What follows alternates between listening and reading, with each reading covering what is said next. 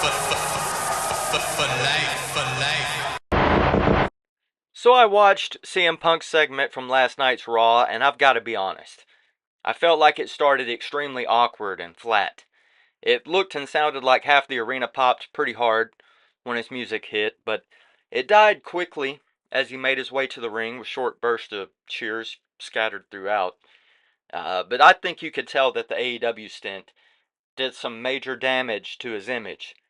Because if this was 10 years without CM Punk in a pro wrestling ring, period, the pop here would have been deafening. It would have been constant, and it would have been still going as he stood in the ring trying to talk.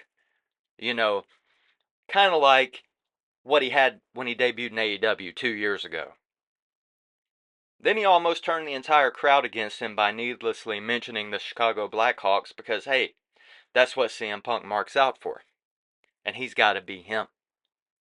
About halfway through it, though, he had the entire crowd popping for him after he just laid 2 words on him. He's home.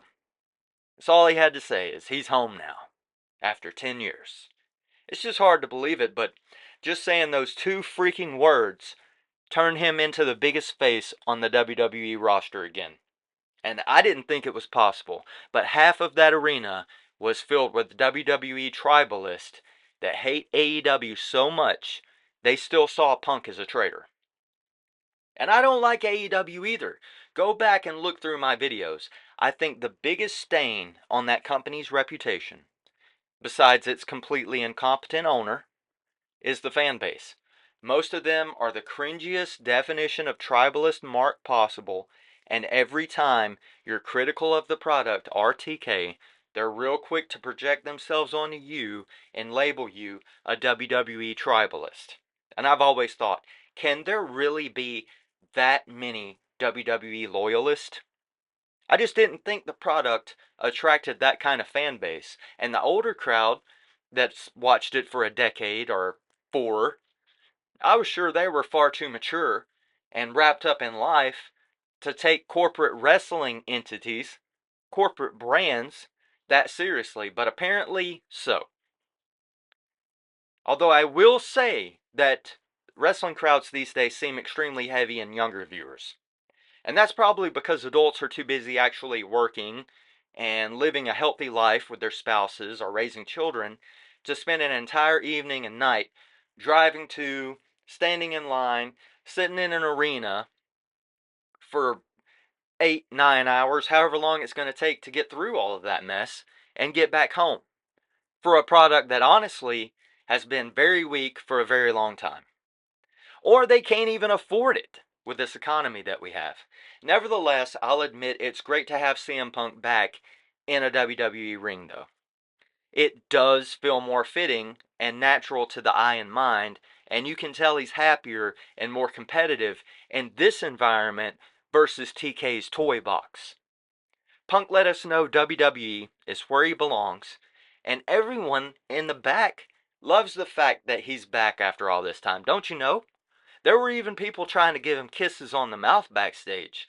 Maybe slip a little bit of tongue. But hey, he's used to it. He's worked for Tony Khan. Well, almost everybody is happy to have him back. Punk lets us know, as he takes a very thinly veiled shot at Seth Rollins. He says, those people, they're just afraid that Punk has the brass ring in his back pocket, and they can't take it. I love that line, by the way. I love the whole little bit over second half of the promo, actually. Like I said, he turned those, even those who seemed disinterested or unhappy in the crowd with him back, he turned them around to loving him, and he set himself up as the hottest face in the company.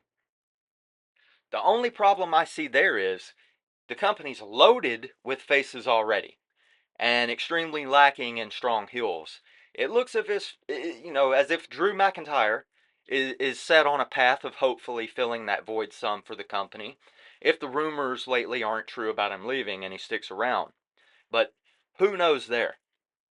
Look, Punk is a mega heel, proving Rollins right all along, and work, not shoot, create problems on screen and be a real asshole. It could be game changing. And using the lore that Punk's created utilizing the internet to create over his colorful career backstage, it could break the fourth wall again in professional wrestling.